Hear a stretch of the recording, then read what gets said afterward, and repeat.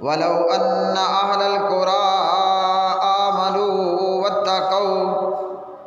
ولو أن أهل القرى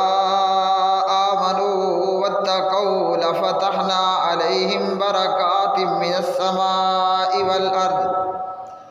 ولكن كذبوا فأخذناهم بما كانوا يكسبون. وعن عبد الله بن عمر رضي الله تعالى عنهما اقبل علينا رسول الله صلى الله عليه وسلم فقال يا معشر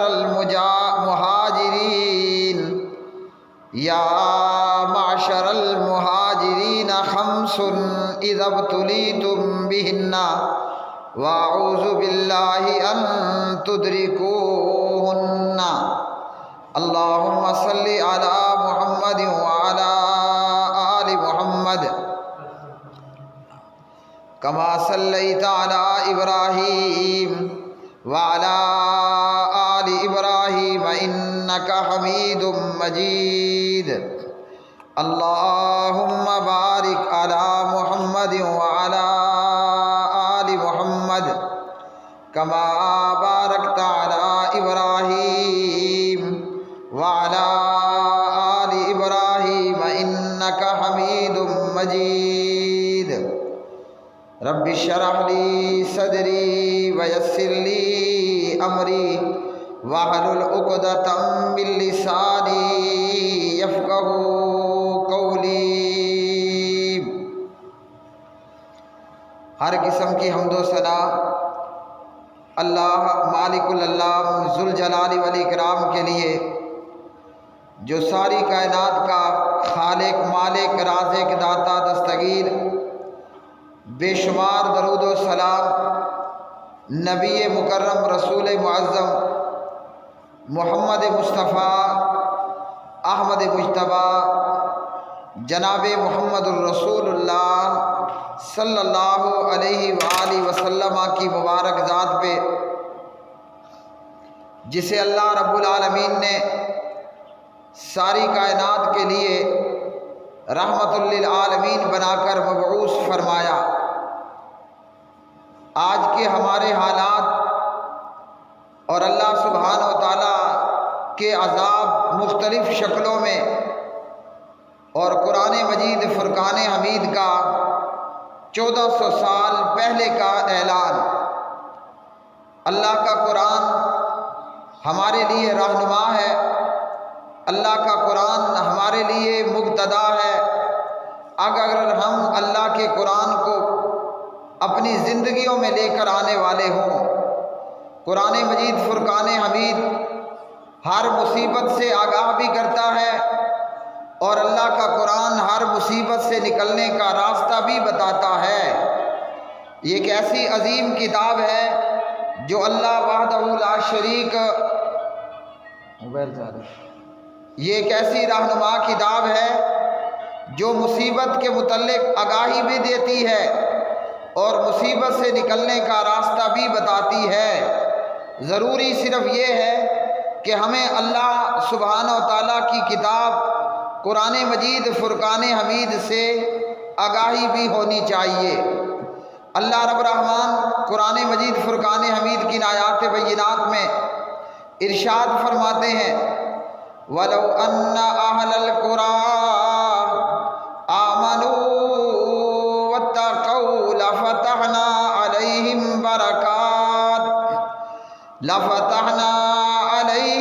بَرَكَاتٍ مِّنَ السَّمَاءِ وَالْأَرْضِ وَلَٰكِن كَذَّبُوا فَأَخَذْنَاهُمْ بِمَا كَانُوا يَكْسِبُونَ. اور اگر بے شک بستیوں والے ایمان لے آتے اور تقوی اختیار کرتے تو البتہ ہم ضرور کھول دیتے ان پر برکتیں آسمان اور زمین کی، اور لیکن انہوں نے جھٹلایا تو ہم نے پکڑ لیا انہیں بوجہ ان کے جو تھے وہ کماتے۔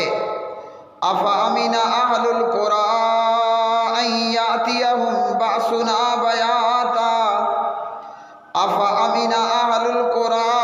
ان یاتیہم باسنا بیاتا وہم نائمون۔ کیا پھر بے خوف ہو گئے بستیوں والے اس سے کہ آ جائے ان کے پاس ہمارا عذاب رات کو، اس حال میں کہ وہ سوئے ہوئے ہوں۔ او امین اہل القری ان یاتیہم باسنا ضحی وہم یلعبون۔ اور کیا بے خوف ہو گئے بستیوں والے اس سے کہ آ جائے ان کے پاس ہمارا عذاب دن چڑھے اور وہ کھیل رہے ہوں۔ اللہ رب الرحمن نے اپنے عذاب کے آنے کی وجہ بھی بتائی، اور اللہ سبحانہ و تعالیٰ نے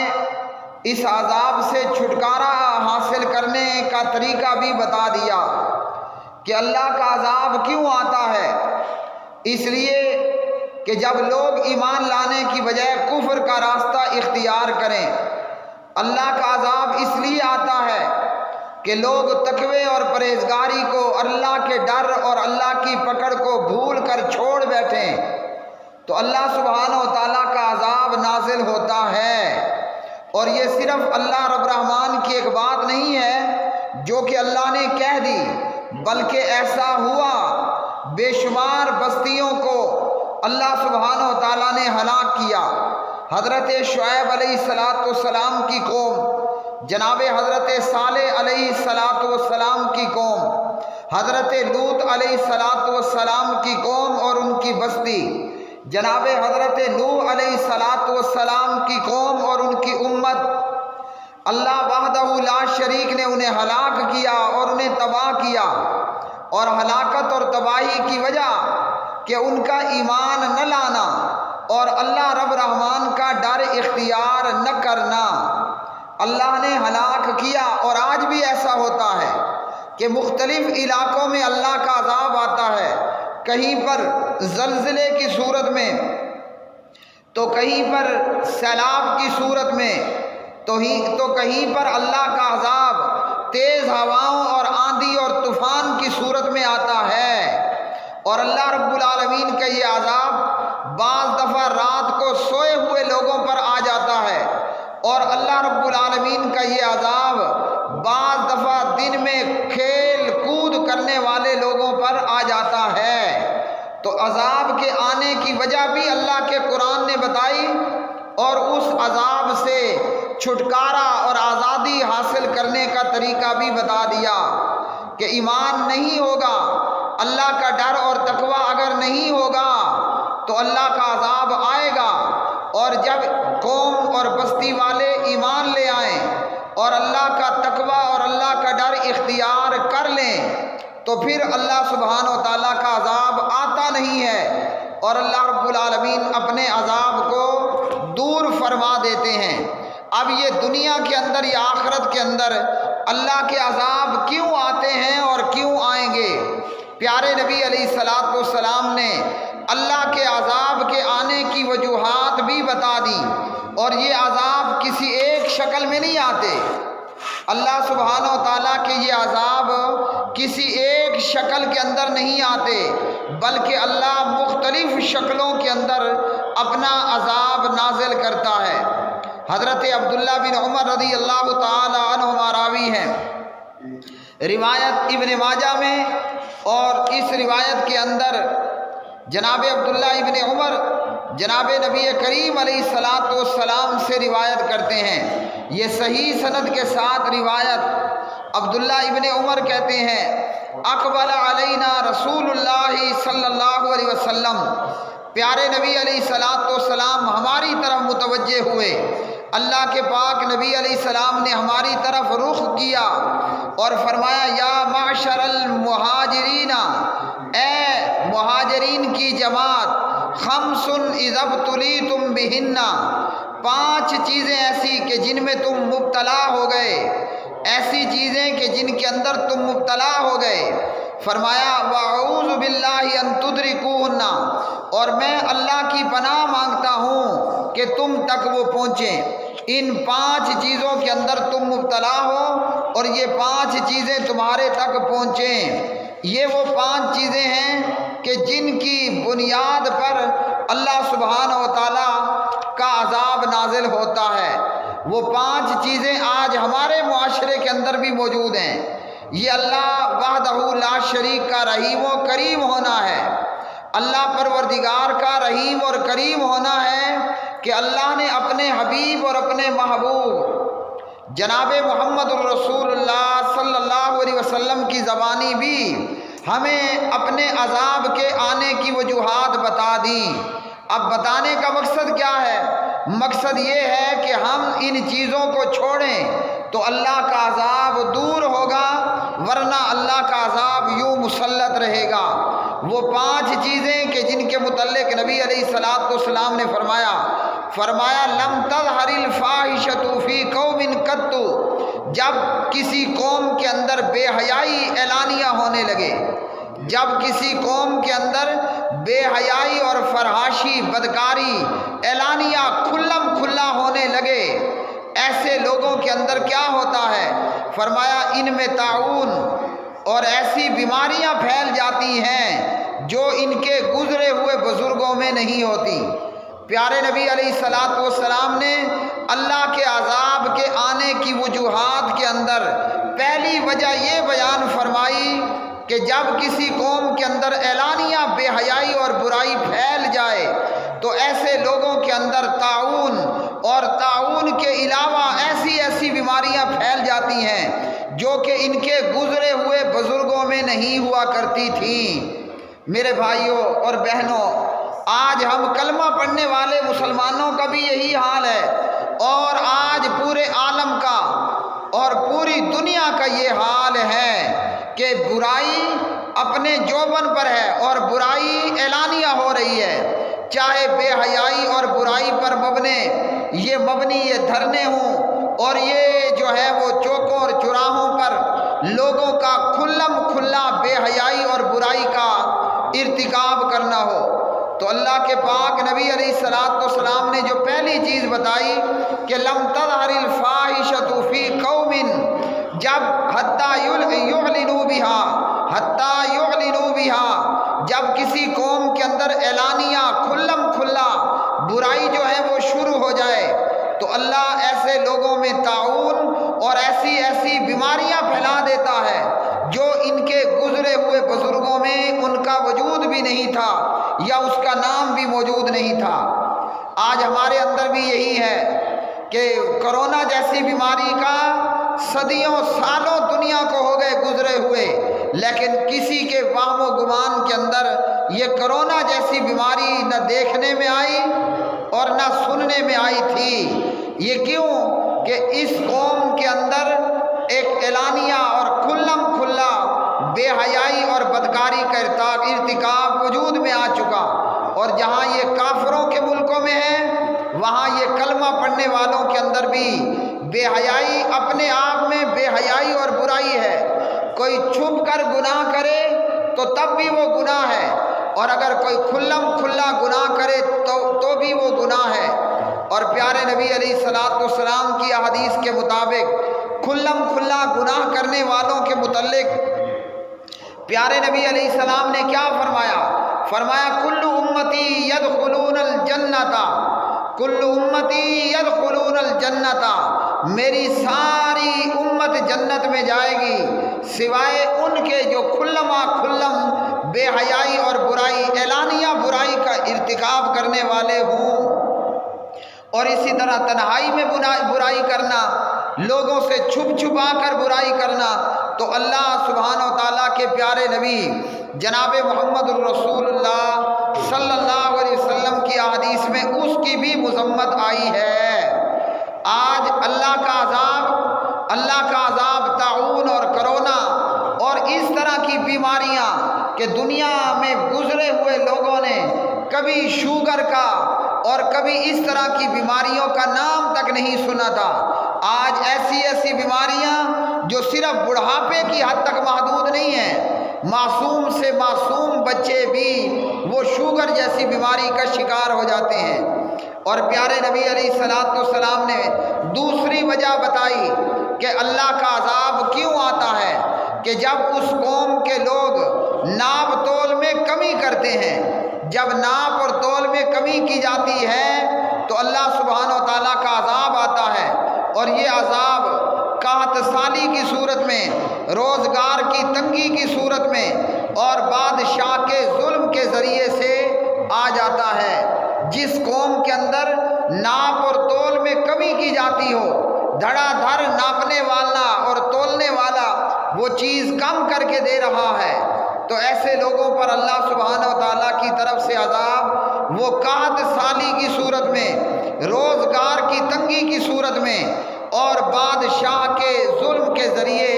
اللہ سبحانہ و تعالیٰ نازل کرتا ہے۔ آج ہمارے اوپر بھی یہی ہے کہ جب بارش چاہیے تو بارشیں نہیں برستی، جب بارش چاہیے تو بارشیں نہیں برستی ہیں، اور جب بارش نہیں چاہیے تو بارشیں تباہی پھیر دیتی ہیں، تباہی پھیلا دیتی ہیں۔ اور اسی طرح روزگار کی تنگی کہ جناب ہنر بھی ہے، تعلیم بھی ہے، قابلیت بھی ہے، لیکن روزگار نظر نہیں آ رہا ہے، اور بادشاہوں کا ظلم بھی اپنے عروج پر ہے، چاہے وہ پوری دنیا کا حال ہو یا ہمارے ملک پاکستان کا حال ہو۔ جو انصاف کا نعرہ لگا کر آئے تھے کہ انصاف کا بول بالا ہوگا، پاکستان کی پوری تاریخ اور پوری گزری ہوئی زندگی میں اتنا انصاف کا منہ کالا کسی نے نہیں کیا جتنا اس تحریک انصاف نے کیا۔ یہ کس وجہ سے؟ کہ اللہ کا عذاب ہے جو ہمارے اوپر مسلط ہے ان ظالم بادشاہوں کی صورت میں، اور صرف یہ ظالم ہی نہیں، یہ بدکار بھی ہیں، یہ بے حیا بھی ہیں، یہ دین کی تعلیمات سے ناواقف، ناآشنا اور دور بھی ہیں۔ تو ویسے کسی کہنے والے نے کہا ہے کہ جیسی رعایا ویسے بادشاہ، اس طرح کی کوئی حدیث نہیں ہے، لیکن کہا جاتا ہے کہ جیسی رعایا ویسا بادشاہ، تو جیسے ہم ویسے ہمارے وزیر اعظم۔ تو پیارے نبی علیہ السلام نے دوسری وجہ یہ بتائی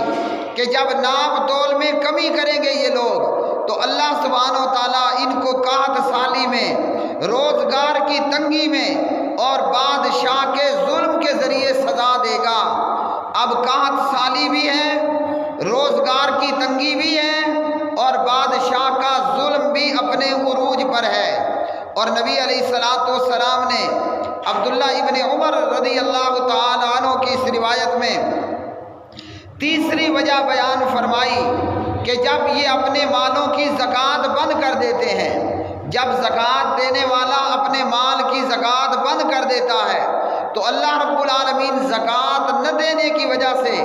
یہ سزا دیتا ہے کہ آسمان سے بارش روک لی جاتی ہے، آسمان سے بارش روک لی جاتی ہے زکوٰۃ نہ ادا کرنے کی وجہ سے۔ اور اگر نبی علیہ الصلوۃ والسلام نے فرمایا اگر جانور نہ ہوں تو انہیں کبھی بھی بارش نہ ملے۔ اب اگر کہیں بارش ہو بھی جاتی ہے،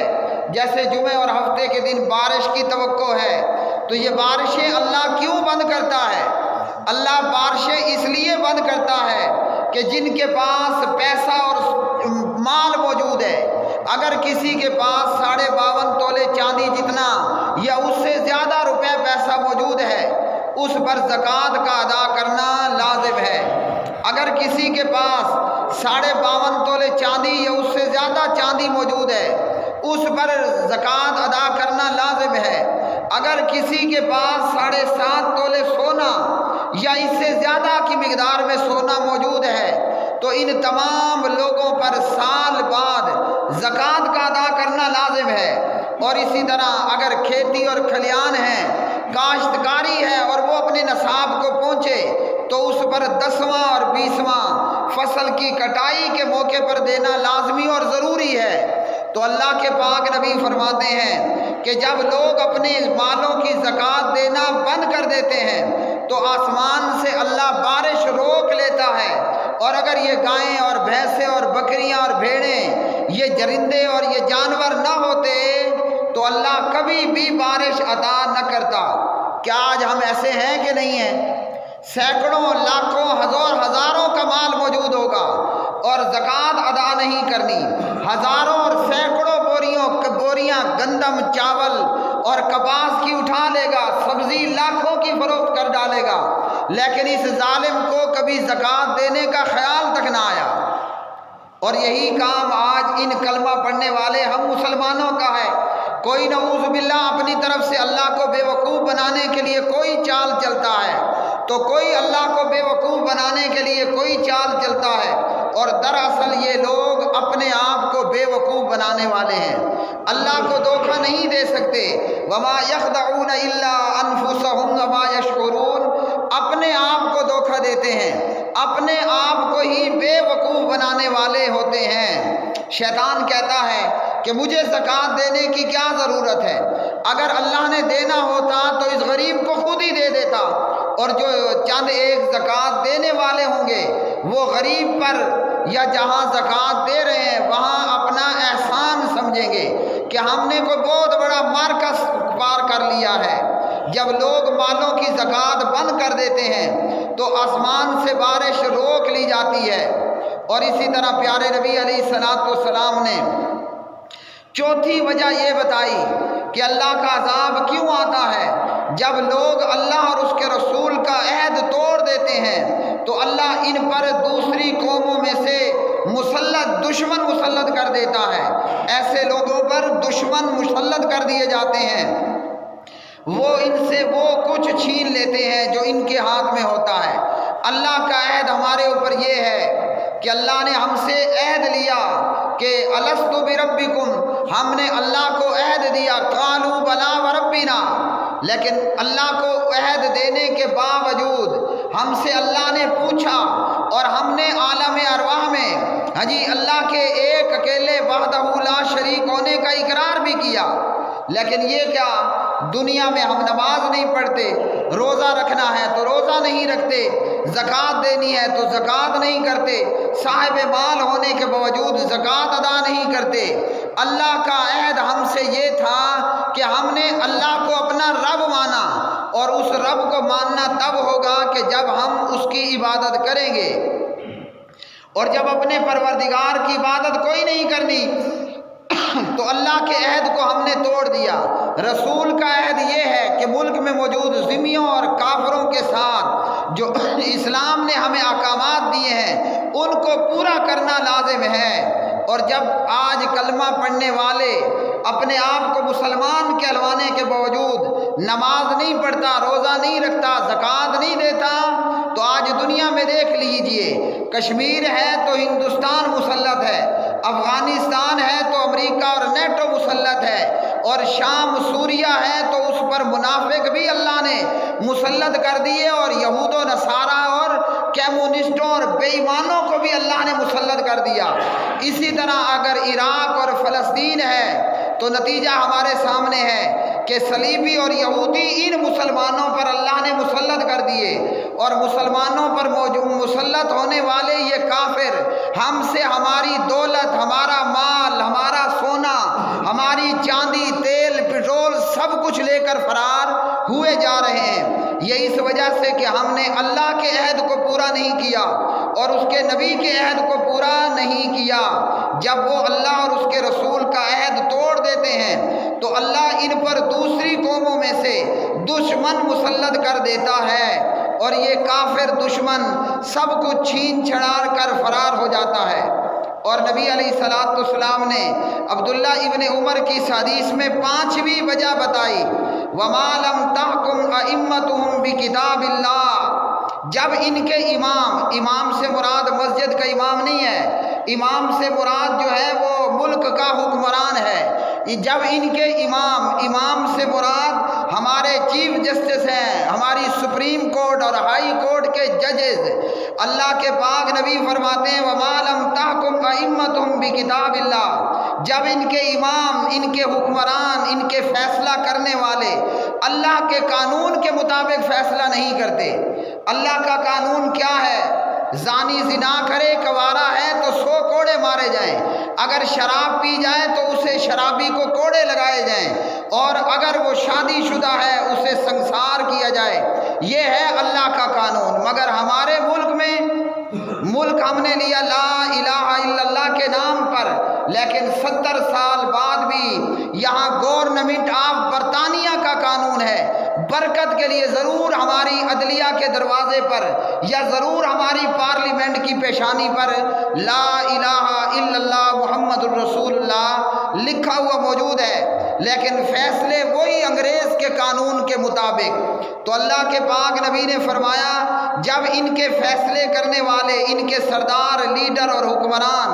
اللہ کے قانون کے مطابق فیصلے نہیں کرتے، جو اللہ نے اتارا اور اسے اختیار نہیں کرتے، اللہ تعالیٰ ان میں آپس کی لڑائی ڈال دیتا ہے۔ اللہ ان میں آپس کی لڑائی ڈال دیتا ہے، اور آج اس لڑائی کا نتیجہ کیا ہے ہمارے سامنے ہے۔ حنفی شافی سے لڑ رہا ہے اور حنبلی اور مالکی آپس میں لڑ رہے ہیں، دیوبندی بریلوی سے، بریلوی جو ہے وہ اہل حدیث سے، اور خود اہل حدیث کے اندر بے شمار دھڑے بازیاں، اور ہر جماعت اور ہر فرقے کے اندر دھڑے بازیاں، کلمہ پڑھنے والے ہی کلمہ پڑھنے والوں کے خلاف لڑائی کر رہے ہیں۔ اور چاہیے تو یہ تھا کہ ہم ملک کی خدمت کرتے، عوام کی خدمت کرتے اور اسلام کی خدمت کرتے، لیکن 2 سال گزرنے کے باوجود نہ ملک کی خدمت ہے، نہ اسلام، نہ عوام کی خدمت ہے تو کیا چیز کہ یہ آپس کی نورہ کشتی اور آپس کی لڑائی جاری ہے۔ حکمرانوں کا مقصد فقط اتنا بن گیا کہ اپنی مخالف پارٹی کو ہم نے اقتدار سے دور رکھنا ہے اور جیلوں میں بند کر کے رکھنا ہے۔ تو اللہ کی کتاب کے مطابق فیصلے نہ ہونے کی وجہ سے نتیجہ ہمارے سامنے ہے کہ مذہب کے نام پر بھی کلمہ پڑھنے والے آپس میں لڑائی لڑ رہے ہیں، مذہب کے نام پر بھی ہم ایک دوسرے کو کافر کہہ رہے ہیں، اور ایک دوسرے کو ہم جو ہے وہ شکست خوردہ کرنے کی کوشش میں ہیں۔ مذہب کے نام پر دیوبندی، بریلوی، اہل الحدیث، حنفی، شافی، مالکی، حنبلی، جعفری آپس میں دھڑا دھڑ لڑائی جاری ہے، اور سیاست کے نام پر بھی یہ کلمہ پڑھنے والے سیاستدان آپس کی لڑائی لڑ رہے ہیں۔ چاہیے تو یہ تھا کہ اگر ہندو میں کوئی دم ہوتا، ان آپس میں لڑتے ہوئے چوہے بلی کے کھیل پر مودی کتے نے حملہ کر دینا تھا، لیکن شاید ابھی اس کے اندر اتنا دم خم نہیں ہے۔ تو یہ آپس کی لڑائی کیوں ہوتی ہے کہ جب فیصلہ کرنے والے اللہ کی کتاب کے مطابق فیصلہ کرتے ہی نہیں ہیں۔ اللہ سبحانہ و تعالیٰ سے دعا ہے کہ اللہ رب الرحمن ہمیں اپنے عہد کو اور اپنے رسول کے عہد کو پورا کرنے کی توفیق عطا فرمائے۔ اللہ ہمیں صحیح معنوں میں ایماندار بنائے